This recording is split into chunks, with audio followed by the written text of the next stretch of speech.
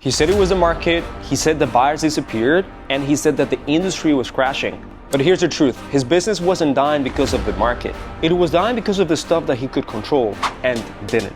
In today's videos, I'll be breaking down how one of our clients that hired a person from us in Remote Latinos was blaming the market, and his business was actually crashing down to the point where he was almost giving up on his wholesaling business, blaming external things like the rates, the buyers, the market, the sellers asking for too much money, when the real issue and constraint was in front of him the whole time, and it was his sales process. I'll show you what we discovered and the constraint that we figured out that a lot of people don't see it because it's so deep down into your business that it's hard to see it sometimes for yourself. But once you go deeper in the surface level, your business might be having the same issue right now as him, and you think that there's these other external things that are happening or that the leads are the problem, but in reality, it's how you handle those leads. So before your business flatlines, and just like our client, he was doing $50,000 a month, and now he's doing $7,000 to $10,000 a month, I want you to learn exactly what we taught him and what he ended up doing so that he could do a shift and a pivot so he can start going back up. So here's what he believed. He was doing $50,000 a month, and the thing is that he was doing a lot of the sales. But once he started hiring, he started delegating a few of the important things, such as conversations with the sellers. And it's very risky and at the same time dangerous if you delegate without proper systems and processes, where you don't give them playbooks, onboarding materials, and then ultimately true training. Your business can go down once you start hiring people, especially if you don't know how to manage people and you don't know how to be the best leader in town. So here's what he was claiming. He claimed that buyers were not paying the same amount that they were paying before, and he claimed that the leads were not motivated anymore. While a lot of these things could have some sort of sense of truth and it could make sense, at the same time, you need to do a deeper dive into your business to understand where the constraint is at. What I ended up doing was I did a constraint audit, and constraints are problems that you don't see on the surface level that are very deep down into your business, and are things that once you do a switch into that problem, now a lot of things start getting much better. So for example, like Alex Hormozi talks about this all the time, and if you took an MBA in business, you also understand that sometimes if you fix the top of the funnel, the rest will be better. That means that if you fix a pipe of an HVAC system that is failing, and the pipe has just something inside, instead of trying to patch different holes or have different solutions or different water that you put in, you just take the patch out because it's not letting it flow. Well, in this case, you have to do a study of why things are not working and truly go to the theory of constraint, because there might be one thing that could change your business and could help on everything.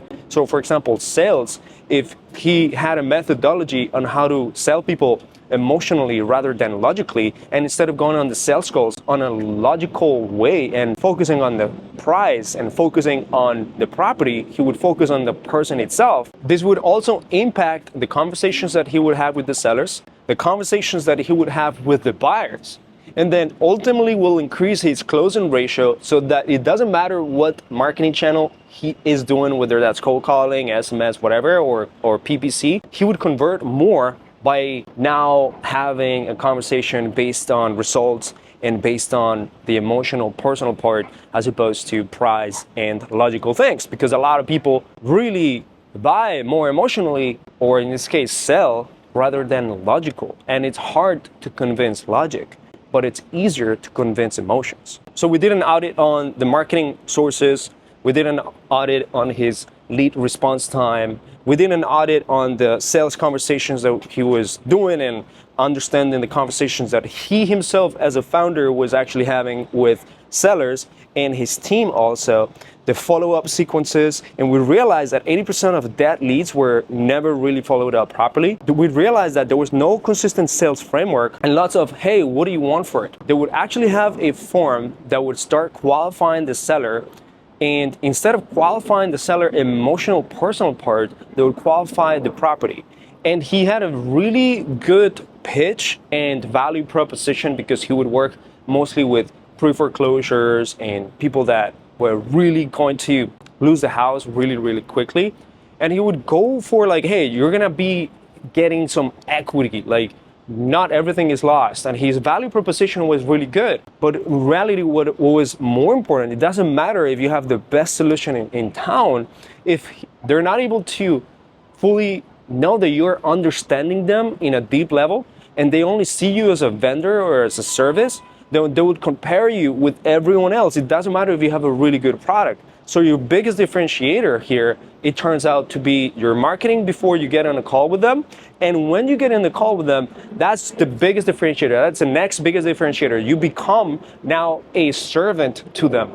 You serve them. You actually want to help them. You actually want to support them. You actually want to understand them. And most importantly, and I read this from a book called Emotional Intelligence 2.0, that you become emotionally intelligent. This is the key. So what we ended up realizing is that he would go directly in a sales call on talking about price and talking about his value and just qualifying the property. In fact, what you gotta do, and if you learn it from people like Jeremy Miner, Jerry Green, even Eric Klein or Steve Trang, or the biggest sales gurus in the industry that do know what they're doing, they would go for the personal conversation and they would have the price aside. Price doesn't matter at this point. It doesn't matter how much they give you. Price is just a decoy for them. Price is something that is fake. Price is actually created once you fully understand the seller. So we had to change the perspective of going from a price-based thinking conversation to a results-based thinking and how we're gonna fill out a gap that this seller actually has. So there was no true discovery. And when you don't have a true discovery, it's something like neo-emotional persuasion questioning, like NEPQ from Jeremy Miner, it's hard to understand a person's problems. When you don't have a true grasp of the lead's problem, you have no ammunition. If there's no problem, there's no sale. Remember this, if there's no problem, there's no sale. If there's nothing for the seller to look for after selling the house, if there is no true goal, that is gonna be a personal thing that the seller's gonna do, because remember, most of these people, they just don't need the money, they need the money for something else. So if there's no true desire, there's no sale. If there's no gap, there's no sale. So you have to have a better discovery call. Step aside from the price, don't think about that. So they were ultimately just pushing offers. They were not pushing belief. And the biggest difference here is that when you push a belief, you basically transfer energy. Once you transfer an energy, these people will be able to feel it. And they'll feel not only more comfortable with you, they'll trust you even more, have better rapport, and then actually will be opening up with you to see how we can actually get to that place that they want to be, that dream island. And then your offer, your pitch, then you're gonna be able to fit that into that problem, into that gap. So at the end of the day, the leads were there, they were coming from cold calling, he had a good strategy to generate leads, but the sales process was ultimately broken.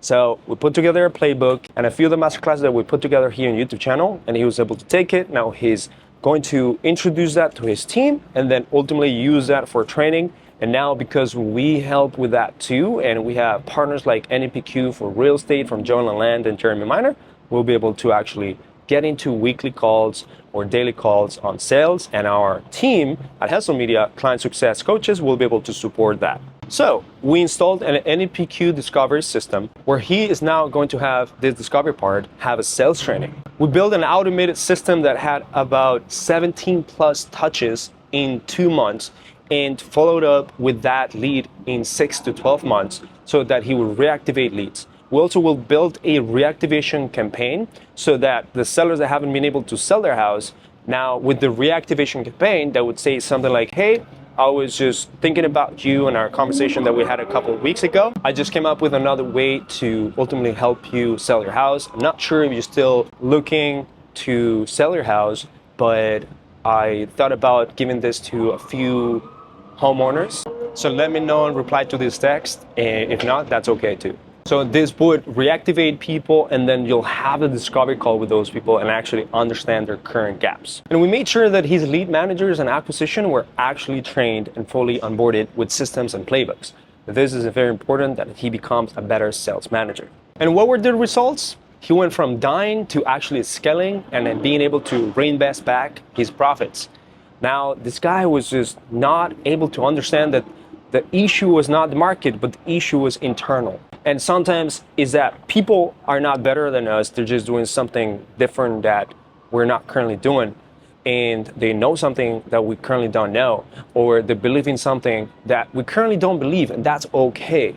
Look, we have to change our paradigm sometimes in order to move the needle forward. I've had to do that several times in my career, and I continuously doing it. As I grow, I will have different paradigms that I have to break. And I hope that you can break that too. He was able to identify based on the sales calls that there was a lot of opportunities in his current pipeline, goldmine leads that he could reactivate and close. And now when we're adding Facebook ads, Instagram ads into the equation, now he's gonna have a higher quality lead and a better closing ratio with sales. Just like our client Watson that has been contracting deals every single month, over 2 to 3 deals a month, which is being crazy.